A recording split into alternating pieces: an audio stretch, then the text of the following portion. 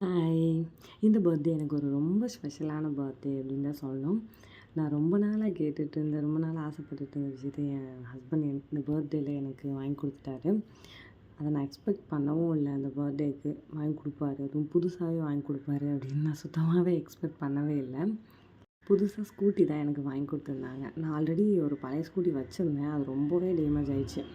அது சுத்தமாவே ஓட்ட முடியாத கண்டிஷன் ஆயிடுச்சதுனால, எனக்கு தெரியாமலே புக் பண்ணிட்டு கரெக்ட்டா பர்த்டே அன்னைக்கு வந்து குடுத்தது தான் எனக்கு ரொம்ப ஹாப்பி அண்ட் எமோஷ்னலாவே இருந்துச்சு.